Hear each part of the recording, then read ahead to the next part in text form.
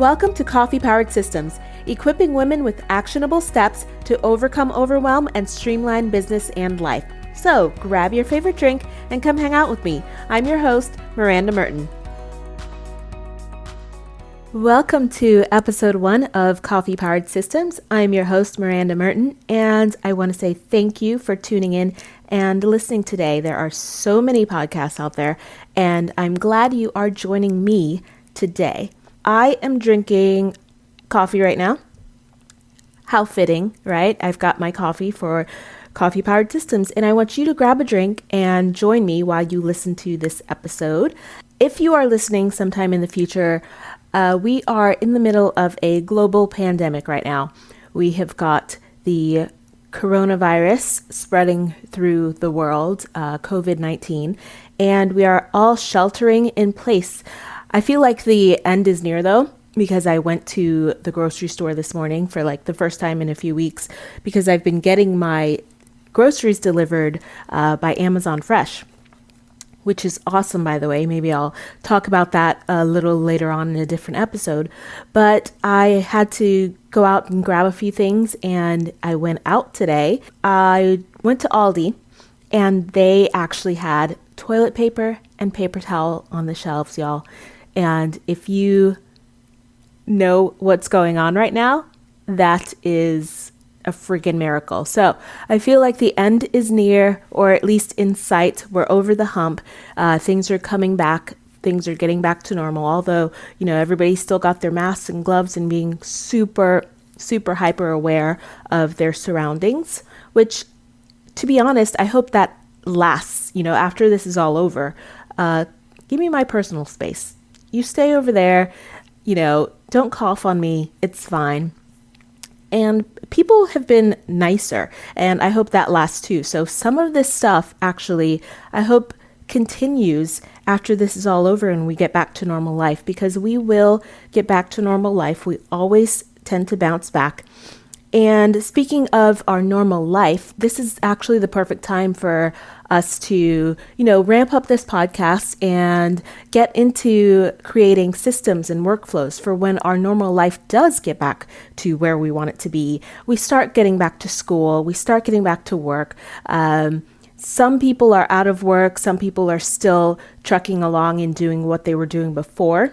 Like myself, I work from home. So the work aspect of it hasn't been dramatically shifted or erupted as much as some other people. And, when we do get back into it, we want to get back into it without yet another disruption. So this is the perfect time to get your systems in place, get your workflows going. And I get a lot of questions, Miranda, what is a system? What are you talking about when you say systems, workflows, things like that? So I'm sure you've heard the terms systems, workflows, processes. Are you using them correctly? So first, let's get some actual dictionary definitions out of the way. A system is a set of principles or procedures according to which something is done, or an organized scheme or method. A workflow is the sequence of processes through which a piece of work passes from initiation to completion. And I'm also going to be talking about things like software, tools, or apps. And those are actually what you are going to use to help you perform the workflows for your systems. So if we're using cleaning as an example, let's break those down. Basically, the system is the method. So I would say I'm going to clean 3 times a week, room by room. The workflow is going to be the sequence of steps you complete each time. So I'm going to do the bathrooms, top to bottom, mirrors, sinks, windows, etc. Then the tool or the app is going to be what you use to help you keep track of it. That can be a notebook, a dry erase board, an app like Toady, for example. So the tool or the app is what you're going to use to help you complete all of those actions and keep track of it. So we want to clear those up, make you understand that as I go through these shows and these episodes, I'll give you systems, but the system is what you want to focus on. Don't get hung up too much on the app or tool. you want to use to complete those. You can use Asana. If you use ClickUp, if you use a pen and paper, what you use is not as important as your system and your workflow that you need to get done. So I think that's where a lot of people get hung up on is, oh, I can't use this. I can't do this. It's too confusing. If it's confusing, or if you're just not a tech person, Google App, Google Calendar, Google Drive is always the simplest thing at the end of the day, or even a pen and paper. So if you find yourself getting overwhelmed with the technology aspect of it, don't let that stop you. Just dial it back and just go back to whatever you used to do before, whether that is your whiteboard on the wall or your pen and paper, your trusty notebook. Just go back to keeping it simple, okay? A lot of people stop before they start because they open up the app and there's too many bells and whistles. We don't want you to do that. Okay, so you can do this with just about anything. We can talk about systems for cleaning, cooking or meal planning, your morning or bedtime routine, podcasting, blogging or content production, writing your book, or social media planning. So I want you to get into the habit of creating systems and workflows to make your life easier. That's the key. We want to make it easier, not more complicated. And if you're married or have kids, the beauty of this is that once you start doing these things and implementing them, it'll rub off on them, and your kids and your spouse are going to follow suit. And, you can even delegate some things to them and they might like it. So it sounds simple enough, but if it was so easy, then why don't we all do this? Why is everyone not doing this? We still find people that are overwhelmed or scattered, or they feel like they have too many things on their plate. It's not easy because just like most things, you have to put in the work to do it first. You have to start. You have to be consistent. You have to take the time in the beginning to find the process that works for you. And most people don't know where to start, or they've already committed that they don't have the time to set it up before they even begin.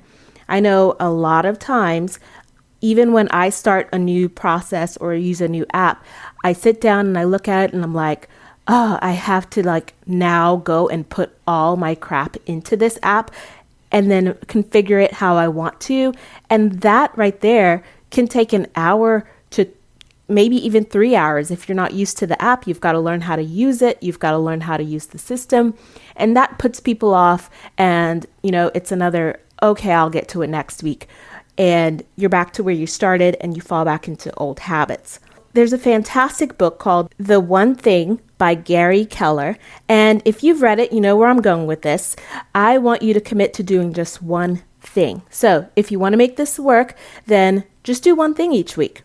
You want to pick something that either I talk about on the show, or pick your own task that you've been wanting to tackle and get started. You can brain dump. Just brain dump and make a list of things that you have to work on. It helps if you put the time on your calendar, but you actually have to stick to it. So I can't come to your house with the calendar invite in my hand and say, let's get to work. I wish I could, but you have to do that. And if you know that you are someone who has tried and failed many times, you might have to have someone be accountable with you. You might be the type of person that needs someone to hold you accountable. And if that's the case, I want you to choose a friend or a family member and add them to the calendar on your placeholder. Just invite them by email. If they live with you, ask them to check in at the time to make sure that you've started working on your one thing. If they don't live with you, just let them know that you want them to either check in with you before it starts to give you the push to start, or check in with you after and make sure you did it, or both if you really need the extra accountability. So it's a simple concept. It's a very simple thing, but it works. And your action this week is going to be to think about all of the things you do in your business or your home life and ask yourself if you have a strategic, purposeful plan or steps in place that help you to work efficiently. If you do, that's good. We'll talk about adding to or expanding on those things. If not, I want you to make a list of all the areas you think that systemizing could help. So you're going to take out your pen and paper, brain dump, or open up your text app, or you could even talk into your voice recorder app and just think about all the examples, maybe some of the lists that I gave earlier, like meal planning or cooking or getting the kids to be more productive. Now, a lot of people are homeschooling. Maybe you need a system for that. So just jot down everything you can think of, make a big giant list, and you can start adding those to your one thing. So just pull out one thing you want to focus on each week or a couple of times a month, and just pick something and get to work. All right, it's Q&A time. If you have a question about systems, workflows, or you just want a recommendation, visit the link in the show notes to leave a voice recorded message for me. There's nothing to download and your name is optional. Just hit record and send, then listen for your question in an upcoming episode. Okay, being that this is the first episode, clearly I don't have any listener questions yet, but I hope you go and visit my website, click the button, record your question, and I will answer it on a future episode. I am super excited about this. I love answering questions, and sometimes I get questions that I either haven't done before or haven't used, so then I nerd out. I get to go and look them up and explore them for myself. I try not to get into a rabbit hole because that can happen as well when you are looking into something new. I have a tendency to try to find other things like it and compare, which is not a good thing, and I am working on that as well. But I do want you to ask questions. It will make this so much fun and exciting. And so on our next episode actually is a Tech Tuesday. And on Tuesdays I pop in for shorter episodes. They're just going to be like 5 minutes, maybe 10 minutes long.